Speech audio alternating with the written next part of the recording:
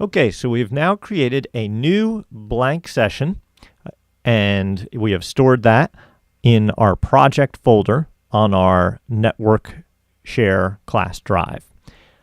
Our first step is to create a audio track to record to. So we do that by going up to the ProTools track menu, selecting New or Shift-Command-N as a shortcut.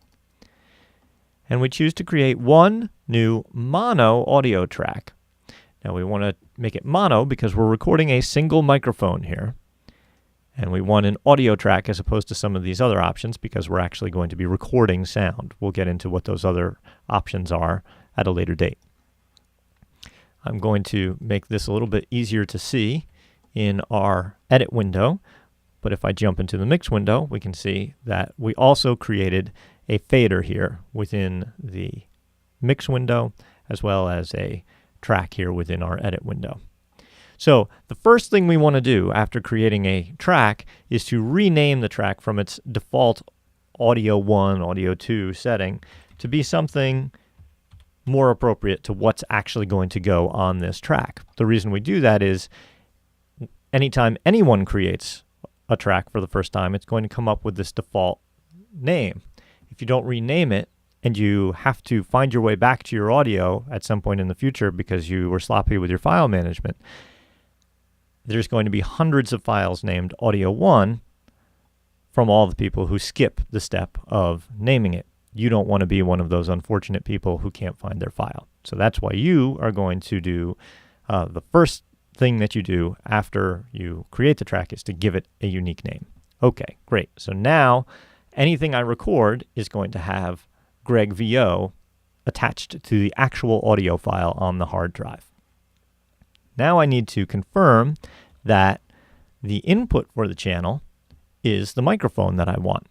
So in our case, we have two options: microphone 1, the left-hand mic, or microphone 2, the right-hand mic. So in our case, yes, we're set correctly. I'm speaking into the left-hand mic, mic 1. That's great. This is also a chance for you to double check whether or not you selected mono or stereo, because you can see here it says mic 1 mono. If I had accidentally selected to create a stereo channel, this would say mic 1-2 stereo, and down here I would see 2 VU meters instead of just 1. So great. I've got my input set. I've got my name. Now I need to arm my track for record.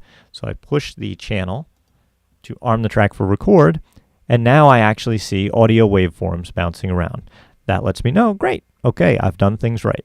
Now I'm going to go to the hardware input and adjust my mic gain so that my VU meters reach -12 dB. After I've done that, I will also have to click to arm the transport. I'm not recording yet, but I'm just about to. I'm going to put away my mix window for a second so we can see the edit window.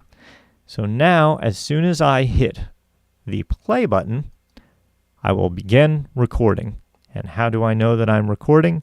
Well, I can tell I'm recording because I see little pink record here, and I see a little waveform starting to pop up. Now my audio is actually lower than -12 dB, but that's just because of the demonstration rig I have set up here. I'm not actually able to adjust my volume because I'd mess up my screen capture. But you would have a level slightly higher than this, and you would see slightly higher waveforms. All right, that's it.